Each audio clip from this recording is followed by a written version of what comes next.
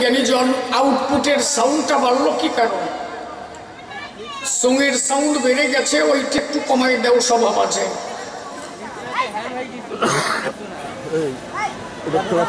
একটু কম করলে ভালো হয়। হ্যালো, হ্যাঁ ঠিক আছে, ঠিক আছে। হ্যাঁ, আজকের যে আলোচনা আপনারা বসে শুনেছেন সুধীজনা, একদিকে সুমন ভট্টাচার্য আর একদিকে মহেন্দ্র সরকার, আপনারা শুনেছেন সবাই। এত সময় মহেন্দ্রের এই সুমনের আলোচনা আপনারা শুনেছেন সুধীজনা, তার যে বিষয় ভাবনা ধর্মসভা স্থান বিভিন্ন ভাবে ডেকে বলে বসে শোনেন জ্ঞানী দলে। এই সাউন্ডটা বেশি আসে না, চলে গাইতে কিন্তু অসুবিধা হচ্ছে কবিতা, ওইটা একটু কম হবে, আমার এইটা একটু ঠিক থাকবে। প্রচন্ড আকারে বেড়ে গেছে বিষয়, এই জন্য এক এক সময় এক একটা হইলে কোনোভাবে সিস্টেম করা যায়। একটা জায়গা ছিল সেইভাবে গান চলতেছিল, সরাত করে বাড়াই দিলি, দম করে কুমাল নিলি, এগুলো করলে হয়। এত শ্রোতা বসে আছে এই জায়গায়, এই জন্য সময় থাকতে এগুলো ঠিক করতে হয়।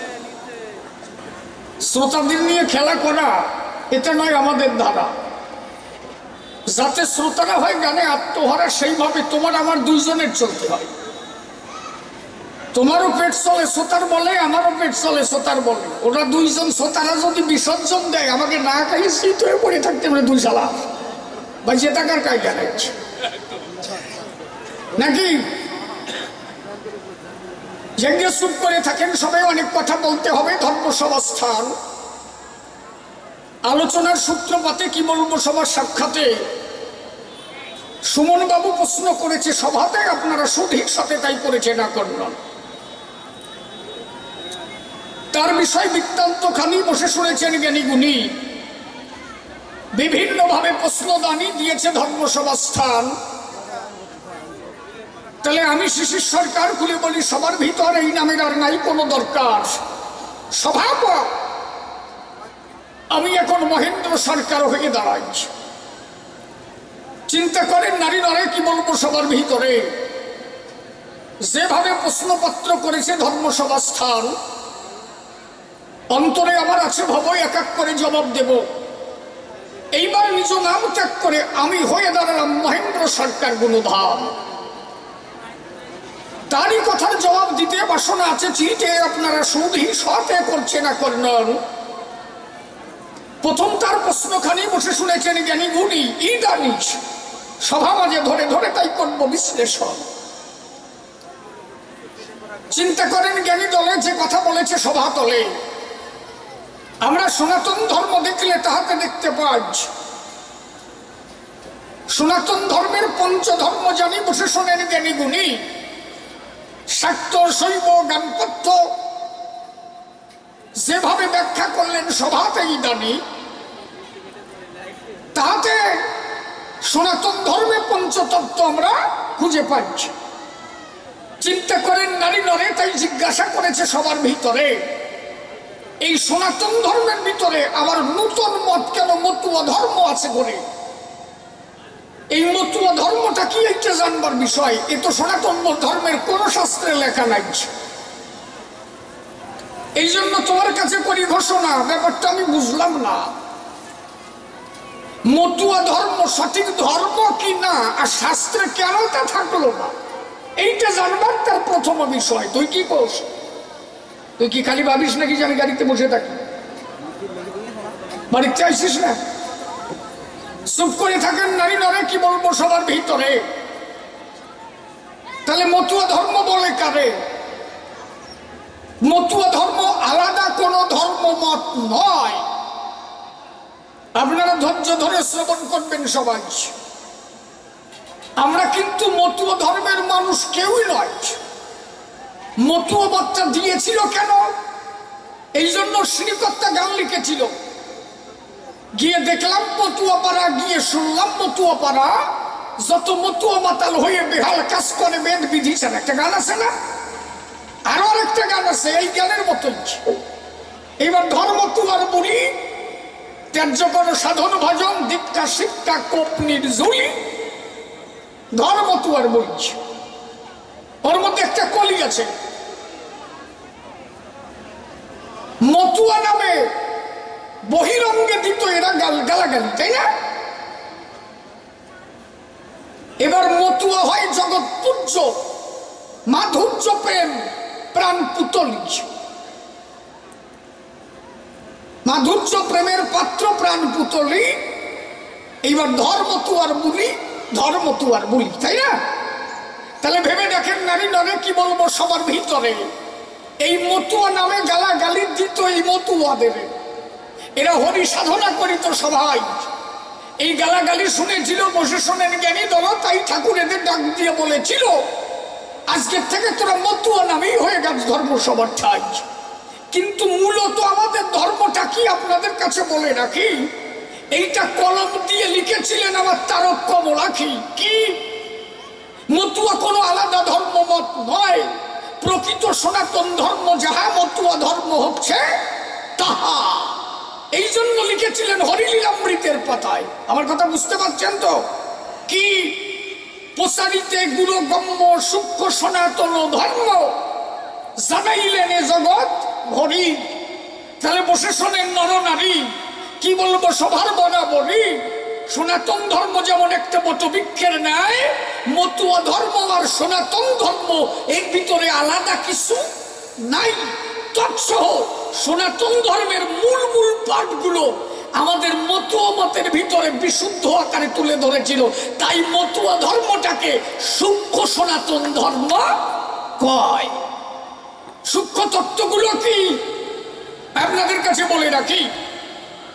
ও যেমন বলেছে সবাই ডাকি, আপনারা শুনেছেন জ্ঞানীজন, হরিলীলামৃতের বাণী বসে শুনেছেন জ্ঞানী গুণী। তারপরে আমরা পঠন পাঠন করে জানি কি লিখেছে সেই জায়গায়। প্রসারিতে না, কুকুরের উচ্ছিষ্ট পেলে মোরা খাই, বেদ বিধি শৌচাচার নাহি মানি তাই। এইটা কিন্তু সনাতন ধর্মের একটা অংশ ছিল এক সময়। কি অংশ? বিধানের মধ্যে অর্থাৎ বেদের মধ্যে থাকতো যারা বিশ্ব বসুধায়, এই সুমন ভট্টাচার্য ইন্দ্রা মানবে এইগুলো বিষয়। ভেবে দেখেন নারী নরে, ও তো কুকুর দূরের কথা, একটা পতিত সম্প্রদায়ের মানুষ যদি যেত ব্রাহ্মণদের ঘরে, ওই পতিত সম্প্রদায়ের মানুষ যাদের পতিত বলে রাখা হয়েছিল সমাজের গায়ে, ব্রাহ্মণদের বাড়ি গেলে বসে শোনেন জ্ঞানী দলে, ওই ছেলেটা আসলে চলে ওই জায়গাটাকে পুনরায় লেপে পুষে পরিষ্কার করে রাখতো ওই সময়। কি এইটা কিন্তু সনাতন ধর্মে একসময় ছিল, এগুলো সনাতন ধর্মের অংশ ছিল, ভণ্ডামি করে ঢুকানো হয়েছিল। ভেবে দেখেন নারী নরে কি বলবো সবার ভিতরে তা নয়। কোন বৈষ্ণব গোসাই যদি কোনো বাড়িতে যায়, শিষ্য বাড়ি গোসাই যাবে, কি বলবো সবাই এবে, শিষ্যর বউ রান্না করে দেবে, গুরুদেব ডাক দিয়ে বলে তাই মা তুমি চালিয়ে আমি খাতে পারবো না, তোমার শোয়ার কোনো দরকার নাই। কেন? ডেকে বলি সমাস্থান, তুমি শুইলে আমি খাতে পারবো না, অন্তরে করি ধারণা, এই জন্য মা আমি রান্না করে খাবো, তোমার শোবার দরকার পড়ে না। তাহলে বাজারটা আসলো কোন জায়গায়? ওর স্বামী বাজার করে কি বলবো সবার ভিতরে, কিষান খেতে 100 টাকা ইনকাম করে গায়ের রক্ত জল করে সেই ইনকামের টাকা কিন্তু দিয়ে বাজার করেছে ভাই। অন্তরে করেন ধারণা সেই টাকার মাল খাবা, মাল গুদমে ভরবা, কিন্তু ওই বাড়ির লোক শুলে তুমি খাতে পারবা না, তোমাকে মুগুর মার্কা দোলাই সালসা কোম্পানির দরকার। এইটা মতুয়া ধর্মে নাই। আরো কি আপনাদের কাছে বলে রাখি, নিজের সংসারে দিয়ে ফাঁকি, এই যে বিধবা নিয়ে ভজন করা, এটাও সনাতন ধর্মের মধ্যে ছিল। আমার কথাগুলো বোঝা যাচ্ছে তো? কি ওই যে বাঁ দিকে একটা নিয়ে বসে শোনেন সবাই কই দাঁড়াইয়া, ওরা বলে তাই আমরা বামাচারীর ভজন করি যাহাতে নিষ্কাম আশ্রয়। ওদের যদি মেডিকেল টেস্ট করা হয় একটাও ঠিক থাকবে না। ও মুখের বেলা কোয়া যায় আমি ভালো আছি, এক জায়গায় শুয়ে দেখি জ্বালা কারে কয়, ও ভালো থাকা যায় না, ও কেউ না জানলি আমরা জানি ব্যাপারটা কোন জায়গায়। কি দেখি ওই যে গদার বাবার বুটের মা কি হয়েছে জানি না, ও ওই লোক সব জায়গায় ঘটে। এইটা মতুয়া ধর্মে নাই। আর ওরা কয় যে আমরা বামাচারীর ভজন করি, কি ভজন? চণ্ডীদাসার রজকিনী বসে শোনেন জ্ঞানী গুণী, এই ভজনে ছিল শিরোমণি। 14 বছর পর্যন্ত চণ্ডীদাস বর্ষি পেয়েছিল। বসে শোনেন জ্ঞানী দল, রজকিনী মাত্র একটা কথা একদিন বলেছিল, তাইতে চণ্ডীদাস বলেছিল কি, আজকে বসিতে একটা খোট মারল।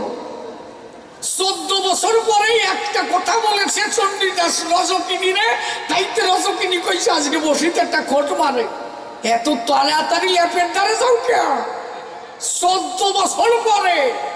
তোমাকে তো 1 বছর করে না নাকি? এই ভজনটা অত সহজ না। এই জন্য ভেবে দেখেন, সভাতলে, কি বলবো, সভাতলে মিথ্যা কথা নয়, বসে শোনেন নারী নরে, এই ভণ্ডামি গুলোকে কাটছাট করে সূক্ষ্ম তত্ত্বটুকু হরিচাঁদ ঠাকুর তুলে ধরেছিলেন বিশ্ব বহুদায়, যে তত্ত্বের মধ্য দিয়ে মানুষ ভগবান দর্শন পায়। এই সুস্মার্গে কোনোদিন ভগবান নাই। এই জন্য শ্রীবসে গান লিখেছিলেন কি, গুরু আমায় কি স্বপ্ন দেখালে, গুরু আমায় কি স্বপ্ন দেখালে, আমার দেহ জমি রাজ্য ভূমি বাকির দায়ে নিলাম করিলে। আছে না? ওর মধ্যে একটা কলি আছে, আমার সূচি মাতা আসার পিতা চিরদিন যার ছিলাম কোলে, আমার দশা দেখে মন দুঃখে তারা আমায় ফেললো ঠেলে। মানুষের যখন প্রেমাশ্রিত হয়, যখন হরিনাম করিতে করিতে, কি বলবো, সবার সাক্ষাতে প্রেম আসে দেহ জগতে, তখন আর সুস্মার্গ থাকে না রে ভাই। এইখানে মনে করেন কি, এইখানে পায়খানা দিয়ে ভরা আছে, আসরটাই পায়খানায় ভরে গেছে, কিন্তু মতুয়ারা হরিনাম আরম্ভ করেছে নাকি? ওরা কান্দি গেলে দেখা যায় রাস্তা দিয়ে যখন যাবে, কি বলবো, সবাই যাবে। ঠাকুরনগর একটু কম, শ্রীরাম ওরাকান্দি তখনকার দিনে রাস্তাঘাট তো ছিল না, বিলের মধ্যে দিয়ে যেতে হতো, ওই রাস্তার উপরে অনেকে পায়খানা করত, তার মধ্য দিয়ে মতুয়ারা করছে হরিনাম। হরিনাম করিতে করিতে, কি বলবো, সবার সাক্ষাতে ওই পায়খানার ভিতর দিয়ে যখন হরিনাম ধরেছে রে ভাই, যখন নামে না নামে প্রেমে হয় মাতোহারা, হয়ে যায় যখন আত্মহারা, তখন আর থাকে না ওই পায়খানার চেহারা। পায়খানার ভিতরে গড়াগড়ি দিয়ে হরিনামে আত্মহারা হয়ে এইখানে গেলে পরে বসে শোনেন নারী নরে, মানুষ যখন যায় প্রেমের ঘরে, তখন কিন্তু তারা সুস্মার্গ থাকে না রে ভাই। থাকে? আপনার এখনই প্রেম আসবে, কে বাবা, কে মা, কে সল, কে বউ, এইতে তারা লক্ষ্য থাকে না সেই সময়। হরি বল, হরি বল, হরি বল, হরি বল, হরি বল, হরি বল, জয় হরি বল, জয় হরি বল, হরি বল, হরি বল, ঠিক করে ভাই, হরি বল, হরি বল, জয় হরি বল, হরি বল, হরি বল, জয় হরি বল, হরি বল, হরি বল, হরি বল, হরি বল। এই যে হরিনাম, প্রথম দিকে একটু সহজতা থাকে, কোন জায়গা পাও রাখি, কিভাবে তাও দিই, কি প্রথমে একটু ভাবভঙ্গি আসে, কিন্তু হরিনাম করতে করতে যখন মানুষ মাতোয়ারা হয়, আরে কেউ নাচে তাল বেতালে, সুতালে, পাগলের ডঙ্কা বাজে, হরিচাঁদ বলে গান আছে না? আরে তালে তালে চলতে চলতে বেতাল হইয়া যায়। প্রেমের ঘরে গেলে তখন তাল ঠিক আর নাই, প্রেমের দেশের তাল তখন ঠিক হইয়া যাবে। সম্মুখে হরিচাঁদ আসিয়া দাঁড়াবে, তখন তার সুস্মার্গ থাকে না রে ভাই। সূর্য সুদমরে তখন সাফ হইয়া যায়, সাধন ভজনের তখন আধারে না ধার, সর্বভূত দেখে তখন শান্তি হরির বাজার। এই জন্য প্রেম যত সময় না আসে, তত সময় মানুষ সুস্মার্গে ভাসে। একবার প্রেম এসে গেলে সেই জায়গাটা থাকে না। তাই অশ্বিনী গোসাই করেছিল বর্ণনা, কবে গুরু ঘুষবে আমার সাধন ভজন ওই সাজবৃত্তি আছে না? এই জন্য মানুষ যখন যায় প্রেমের ঘরে, বসে শোনেন নারী নরে, তখন সুস্মার্গ যায় মরিয়ে। আর এই যতদিন সুস্মার্গ থাকে দেহের ভিতরে, ততদিন পর্যন্ত কেউ তার ইষ্ট দর্শন পায় না। ঠাকুর ভবা পাগলা যিনি পায়খানায় বসে মা মা মা মা বলে ডাকতেন, তিনি মা এসে সম্মুখে দাঁড়াতো, কি বলবো আপনাদিকে ধরে। সাধক বামা খেপা থাকতেন শ্মশানের ভিতরে, মা মা শব্দ উচ্চারণ করা মাত্র শ্মশান ভূমি তো মানুষ সুস্মার্গ কয়। সাধক বামা খেপা থাকতো সবসময় শ্মশানের গায়ে, মা বলে ডাক দিলে মা এসে সম্মুখে দাঁড়াতো সেই সময়। তার মানে যতদিন না পর্যন্ত তোমার সুস্মার্গ চূর্ণ বিচূর্ণ হবে, ততদিন পর্যন্ত তুমি পেতে পারো না শ্রী মাধবে। এই জন্য মীরাবাই বলেছিল, সহজে কৃষ্ণ দর্শন হয় না, ওই খাওয়া দাওয়ায় কিছু আসে যায় না। কোনটা কুকুরে খাইলো আর কোনটা বিড়েলে খাইলো এ দেখতে গেলে তার দ্বারা ভগবান দর্শন হবে না। তাই মীরাবাই করেছিল ঘোষণা, নিত্যাহারে চেহরি মেলে তো জলজন্তু হই, ফলমূল খানে চেহরি মেলে তো বাদর বানর হই, তৃণভগ্নে চেহরি মেলে তো বহুত মেলে ওজা, স্ত্রী চন্নে চেহরি মেলে তো বহুত মেলে খোঁজা, পাথর পুজনে চেহরি মেলে তো নাই পুঁজি পাহাড়, तुलसी पूजने हरी मेले तो नहीं पूजी तुलसी झाड़, दूध पीने हरी मेले तो बहुत मेले मत्स्य बला। अरे मीरा कहे बिना प्रेम से नहीं मेले नंद लाला। তাহলে প্রেম ভিন্ন কৃষ্ণ ধর্মে মেলে না রে ভাই।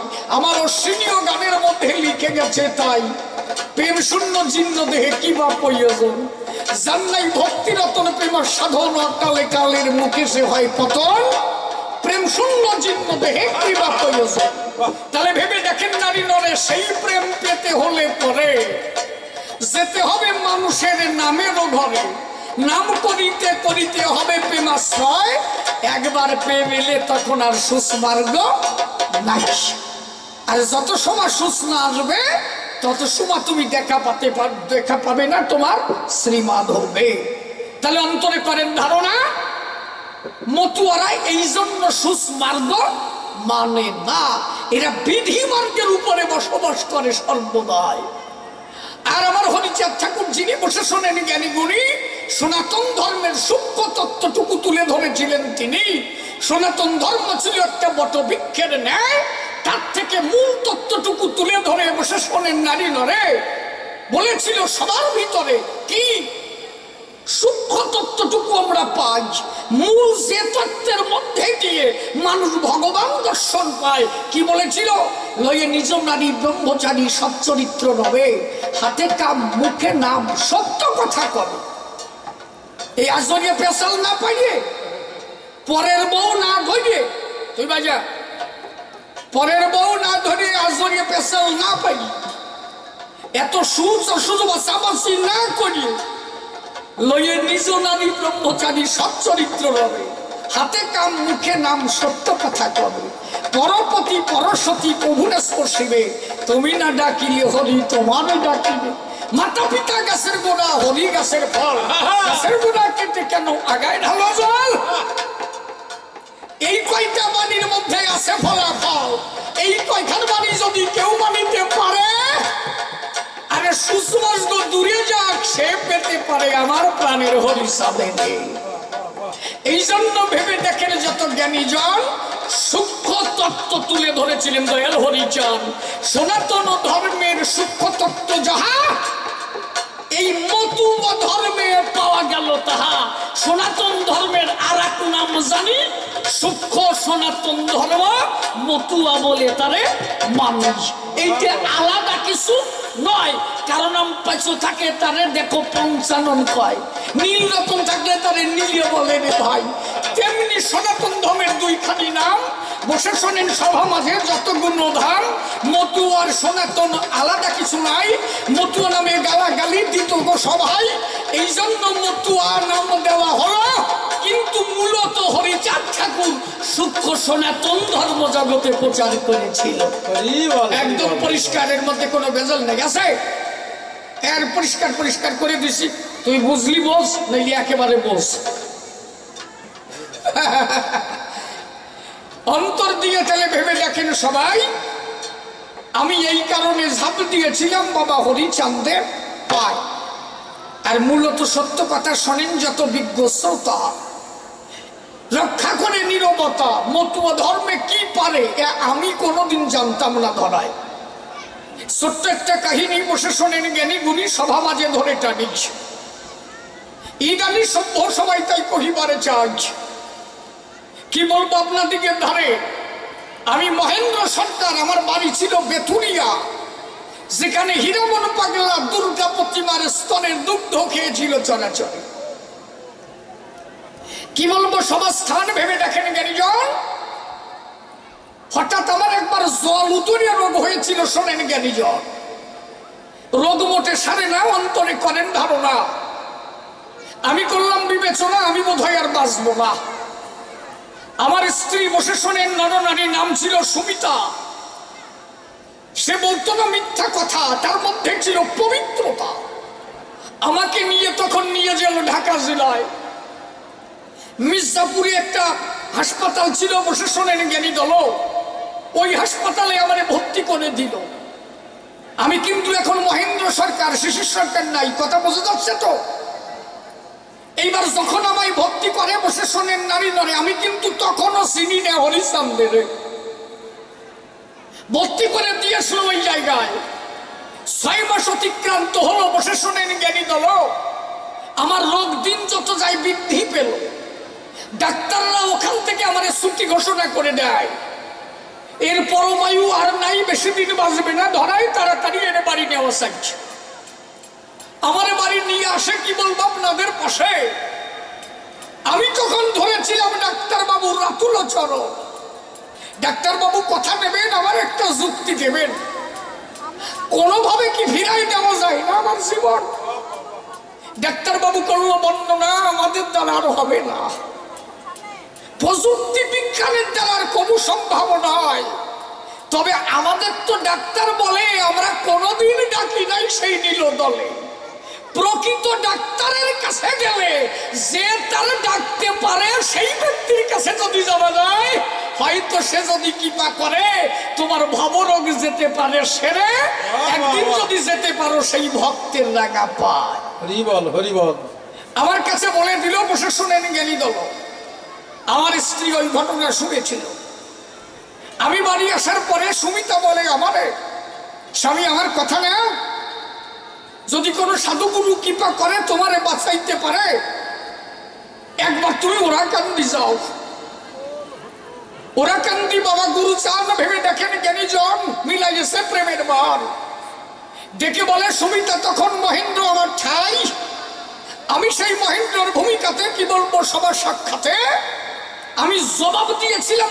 তখন আমার স্ত্রীর সাক্ষাতে হরিগুরু চান ভগবান, আমি মানি না কখন। কি বলবো আপনাদিকে ধারে, আমার বউ তখন ডেকে বলে আমারে, তুমি মরে যাবে তবু তোমার কোর্ট যাবে না কোনো প্রকারে। মানুষ মরণের সময় একটু সৎ হয়। আমি বলি তোমার ঠাই ওরাকান্দি যে যায়, বাবা গুরুচান্দের কৃপা হলে তারে কেউ নাহি ফিরায়। তুমি আমার কথা নেবে, আমার কথা অনুসারে তুমি একটু ওরাকান্দি যাবে। হঠাৎ একদিন আমার সঙ্গে নিয়ে ওরাকান্দি রওনা দিয়েছে রে ভাই। ওরাকান্দি যখন গেছি, কি বলবো আপনাদের কাছাকাছি, গুরুচাঁদ ঠাকুর লাঠি নিয়ে করে নাচানাচি। আমি বাড়ি বসে ওই গুরুচাঁদ ঠাকুরকে গালাগালি দিয়েছি, কিন্তু ওই গালাগালি যে উনি বুঝতে পেরেছে, ও সাথে আমি বুঝি নাই।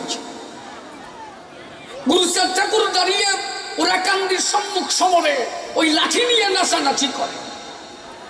আমাকে নিয়ে যখন ঢুকতে যায়, ঠাকুর গুরু চান বসে শোনেন জ্ঞানী জন, ওই লাঠি নিয়ে তারা দিয়েছে। তখন এ শালা, এ জায়গা কোনো রুগীর জায়গা নাই। যখন আমার দাবর দিয়েছে, কি বলবো আপনাদের কাছে, আমরা তখন দৌড় দিয়েছি ভাই। দৌড়াই বাড়ি চলে আসছে, কি বলবো আপনাদের কাছাকাছি বাড়ি এসে বউটার কাছে বলতেছি, আর জীবনে ওই ওরাকান্দি যাওয়ার কথা আমারে কষকে নেই। আমি রোগে মরিয়ে যাই, একটা রুগী যদি কোনো জায়গা যায়, মানুষ তারে সান্ত্বনা দেয়, আর এর ভগবান কয় আমার দাবরাই মারিয়ে বেলায়। ওর বউ করলো বর্ণনা, বাবা যে কোন ভাবে রোগ সারে এত তুমি জানো না, যাকে তুমি যখন চাও না তোমার আর কোনো দিন নেব না। হঠাৎ করে ওরাকান্দি যে গুরু পাগলা থাকতো সর্বদায়, কি বলবো আপনাদিকে ধরে বসে শোনেন নারী ধরে, গুরু পাগলা ডেকে বলে আমারে, ও মহেন্দ্র, একজন মাধ্যম না হলে পরে কোনোদিন বাবা কৃপা করে, তোদের তো কোনোদিন চেনে নাই। আমার কথা নিবি, আমি গুরু পাগলা কথা দিচ্ছি, আমার সাথে যাবি। আমি ওরাকান্দি প্রত্যেক দিন যাই, আমি গেলে বাবা ফিরাতে পারবে না, তোরে যা হোক তোর রোগ যাবে সেরে, চল আমার সাথে রওনা দিবি এ সময়। গুরু পাগলা কথা নিল, বসে শোনেন জ্ঞানী দল আমাদের সঙ্গে নিল। ওরাকান্দি ঢুকেছি, বাবা গুরুচাঁদের দেখা নাই। মনে মনে ভাবছি যাক কপাল আজকে ভালো। ভিতরে যখন গেছি, মা সত্যভামাকে প্রণাম দিয়েছি। মা সত্যভামা ডেকে বলে, তাই ও মহেন্দ্র, আইসো কোন সময়? বাড়ি কোথায় তোমার? কও দেখি আমায়। আমি করলাম বর্ণনা, মা আমার বাড়ি তুমি তো চিনবা না, বাড়ি আমার বেথুরিয়ায়। গুরু পাগলাকে দেখে কি বলবো সভা পাকে, মা তখন বলছে ডেকে, হ্যাঁ গুরু তুই আইসিস? হবা আমি এই রুগী নিয়ে আইসি। ভালো করেছিস। হবা বাবা কোন জায়গায়? মা সত্য বাবা ডেকে বলে, তোর বাবা তো এত সময় পাইসারি করছিলে, দেখ গেছে কোন জায়গায়। আচ্ছা আমার কথা নিবি, অত দূর থেকে আসছিস, আমার রান্না হয়ে গেছে, তোরা খেয়ে নিবি। কেবল ভাত বেড়ে দিয়েছে রে ভাই, কি বলবো আপনার দিকে ধারে পাতে ভাত দিয়েছে কেবল সম্মুখের উপরে। হঠাৎ করে গুরুচাঁদ ঠাকুর লাঠি নিয়ে এমন সময় দাপট দেয়, এই শালাকে বাঁধতেছে কেনা, একে আগের দিন দাবড়াইছি, আজকে আবার খাতেই খাতি মতো বসাইছে কেনা। যেই দাবড়তেছে কি বলবো আপনাদের কাছে, গুরু পাগল আমার ডাক দিয়ে বলতে, চুপ করে ভাই আমি রয়েছি, অসুবিধা হবে না। কিন্তু বাবা খেপে গেছে, ও গুরু টুরো মানামানি নাই। ডাক দিয়ে বলে, গুরুর ঠাই এ জায়গা দালালি চলে না, তুমি জানো না? হ্যাঁ কি ভাবছো, তোমার সাথে আসলে আমি দেখবো, তুমি তাই ভাবছো নাকি? এই তিনটে মিলে দাবড়তেছে কি বলবো আপনাদের কাছে, ওরা ভাত থুয়ে ধরতেছে। আমি ডাক দিয়ে বললাম, আমার বধুর ঠাই জীবনে আর উড়াটাম দিয়ে আসার নাম করিস কেন, খাওয়ার সময় জোনে জমে তাই দাবড়ায় না। আর যারে কোনো ভগবান সে নাকি দয়াবান, আমার খাওয়ার সময় দাবড়ালো কেন? এই উড়াটাম দিয়ে জীবনে আসবো না। যখন আমাদের দাবত দিয়েছে কি বলবো আপনাদের কাছে, তিনজনে হাই হুতাশে যখন দৌড়ায়, বাবা গুরুচাঁদ যিনি বসে শোনেন জ্ঞানী গুণী, এমন সময় ডাক দিয়ে গুরু পাগলানে কয়, এ শালা উত্তরে যাইস না দক্ষিণে যাস যদি কপাল ভালো হয়। গুরু পাগলা ডেকে বলে, বসে শোনেন জ্ঞানী দলে, এ মহেন্দ্র সে দেখ বাবা কি বলে, চল দক্ষিণ দিকে যাইছে। দক্ষিণ দিকে রওনা দিল। বসে শোনেন জ্ঞানী দল, দক্ষিণে দারিক পাগল ছিল, দিন অতি দারিদ্র সেবার নিচে বসবাস করতো সব সময়। একদিন গুরুচাঁদ ঠাকুরের কাছে গিয়া দাঁড়িয়ে বলছে, ডাকিয়া বাবা আমার দুঃখ তো দুর্দশা যায় না কেন, এইটা জানবার বিষয়। গুরুচাঁদ ঠাকুর বলেছিল দারিকের ধারে, দারিক আমার বাবার ভক্তরে যারা খেতে দেয় না তারা কোনোদিন ভালো হতে পারে না। দারিক আমার কথা নিবি, প্রত্যেক দিন একজন করে হরি ভক্তকে সেবা দিয়ে তারপরে তুই অন্য সেবা নিবি, যা তোর সংসার ভালো হয়ে যাবে। এইবার দারিক পাগলা বসে আছে কি বলবো আপনাদের কাছে, যেদিনে বসে আছে ওই দিন একজনে হরিভক্তের দেখা দারিক পায় নাই। এইদিকে এই তিনজন দৌড়াই গিয়ে সরাসরি দারিকের ঘরে উঠছে। দারিক পাগল মনে মনে ভাবে, তাই আমার কথা বুঝতে পেরে আমি সারাটা দিন না খেয়ে বসে আছি ঘরের ভিতরে, হয়তো আমার বাবা গুরুচাঁদ অতীত পাঠাইছে আমার ঘরে। ওই তিনজনকে যত্ন করে পদওয়ার্ঘ ধৌত করে যখন চরণ সেবা করে তাদের অন্ন প্রসাদ করে দাম, আমি মহেন্দ্র গুণধাম খুলে বলি সবধাম। আমি তখন বইয়ের কাছে বললাম, দেখেছিস এরাই হচ্ছে ভক্ত প্রধান, এমন জায়গা নিছিলি ডাবল খাইয়ে মারছিলি, আর দেখ পাও দইয়ে বাপ দেয়, এইটাই তো ওরা কান্দি পাইছে। কিন্তু ঘটনাটা যে কোন জায়গাতে ঘটতেছে এ তো আরো ছাতা বুঝিনি আমি এ সময়। ভেবে দেখেন নারী নারে কি বলবো সবার ভিতরে। ওই বাড়িতে অন্ন সেবা নিয়ে যখন গেলাম ঘরে, রাত ভরে শুয়ে আছি বিছানায়, সকালবেলা উঠে দেখি কি বলবো সবাই পাকাপাকি, আমার সে পেট আর ভুলা টুলা নাই, রোগ সারিয়ে গেছে রে বাচ্চা। আমি ডাক দিয়ে বললাম, আমার বোধ ধরে, দেখেছিস ভক্তের বাড়ি অন্ন সেবা নিলে কি হয়, পেট আর ভুলা নাই, পেট আমার সারিয়ে গেছে সময়।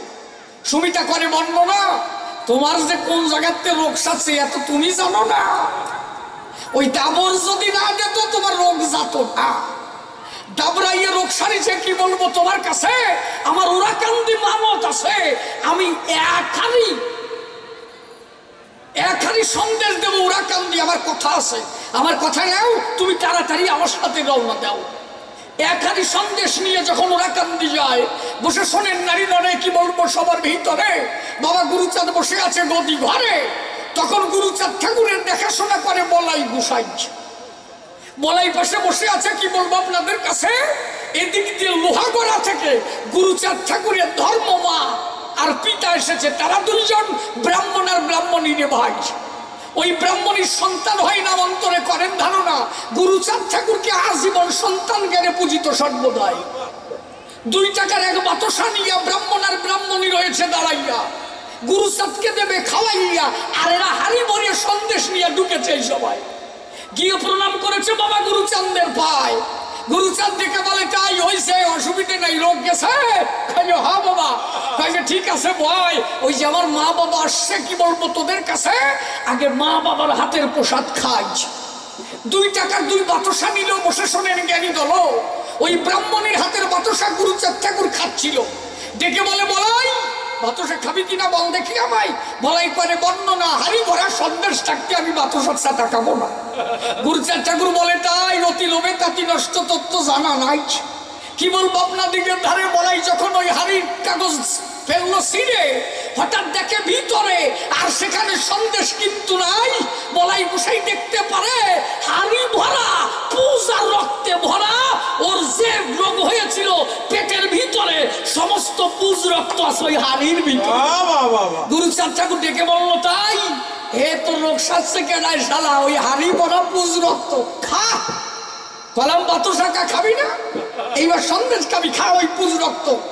ভেবে দেখ তাই একমাত্র এগুলো ঘটে আমার বাবা হরিচাঁদের দয়ায়।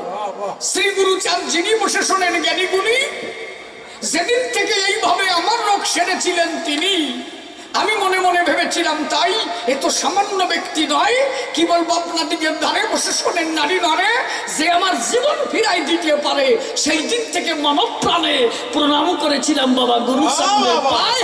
আর আমি সেই দিন থেকে মতুয়া হয়েছি বিশ্ব বসুধায়। যে নতুন জীবন দান করে সে অনাদি আদি না হলে জীবন জ্ঞান দিতে পারে। আর সেই দিন হতে দাম দিয়েছে উরাকান্দির বাজারে, আর আমি সেদিন হতে মতুয়া ধর্ম অন্তরে করি ধারণা, এতে আমার এক বিন্দু ভুল হয় নাই। এই জন্য অন্তরে করি ধারণা, বসে শোনেন শুধু জনা, এর মধ্যে তুমি কিন্তু পাবা না। তাহলে ভেবে দেখেন সমাজস্থান, আমার ঠাকুরের লীলা কাহিনী করতে চাই বর্ণন। কি বলবো সভা তলে, তারপরে যা বলেছে ধর্ম সমাজস্থান। মহাপ্রভু হরি নাম দিল, বসে শোনেন জ্ঞানী দল। তাহলে হরিচাঁদ ঠাকুর এমন কি বেশি দিল, এইটা একটু করো হে বর্ণন। কি বলবো সভা তলে, বসে শোনেন জ্ঞানী দলে, সেসব কথা বলতে গেলে সময় বয়ে যায়। কি বলবো সভাস্থান, বসে শোনেন জ্ঞানীজন, রাত তো অধিক হয়ে যাচ্ছে নাকি? দুয়ার সুরে গাই আর একখানা গান, সুরে সুরে আর একটু জবাব করি দাও, দাও ডোলে বাড়ি দাও।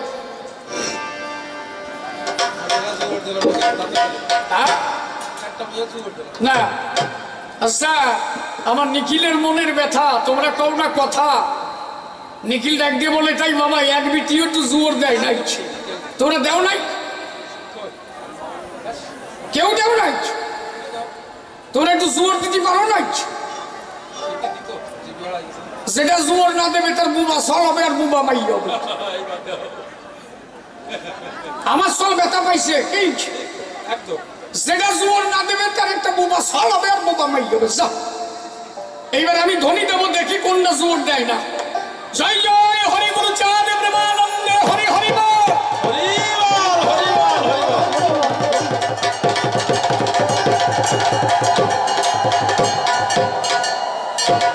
হয়েছে নিখিল, এবার হয়েছে।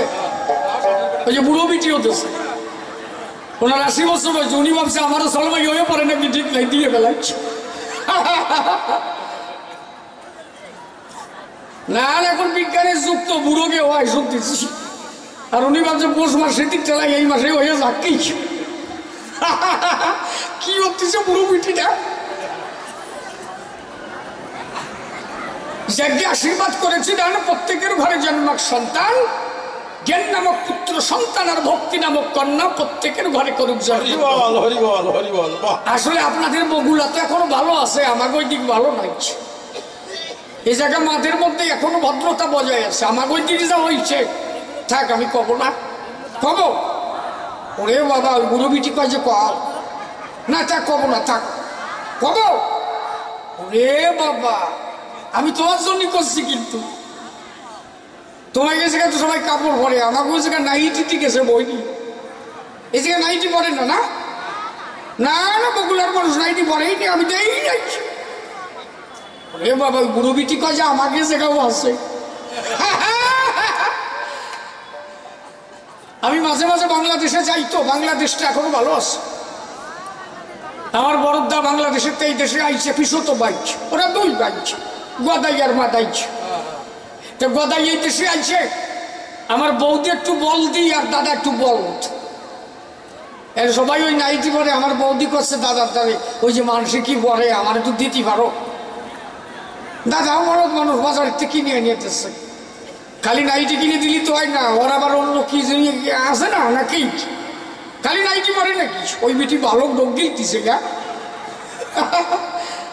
ও তো অনেক কিছু আছে করতে, তা ও সাথে তো দাদা জানে না, নাইটি একটা কিনে নিতেছে। দাদা কাজে দেখ, এই তুই ঘরে বসে পড়বি, মানুষের দেখার দরকার নাই, তুই পড়বি, আমি দেখবো, রাত ভরি আমরা চাপানি করবো, মানুষের দেখা তুই যাবি না।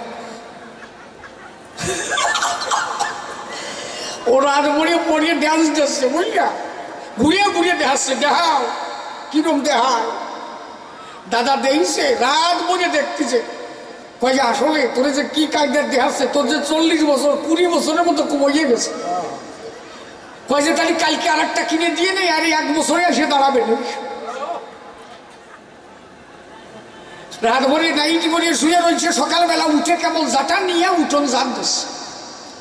এই জার দিতে দিতে বাসুর এসে গেছে, বাসুর এসে রাস্তায় ডাক দিছে, গদাই। সেই গদাই কয়ে ডাক দিছে, বৌমা তো কেবল বাংলাদেশের চাইছে, এখনো বাসুর মানে গোমটা দেয় মাথায়। এর বৌমা কাপড় টানে, গোমটা দেবে, সে কাপড়ের ছাটা নাচ্ছে।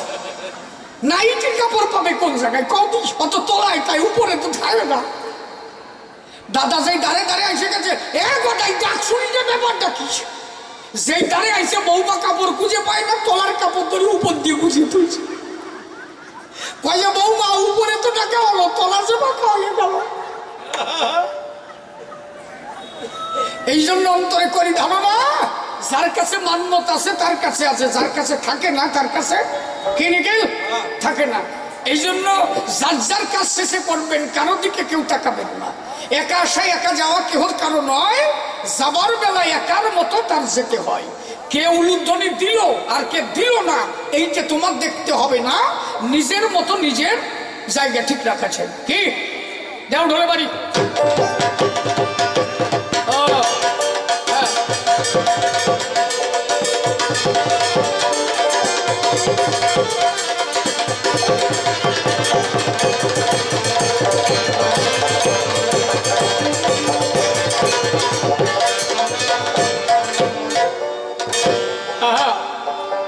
আচ্ছা,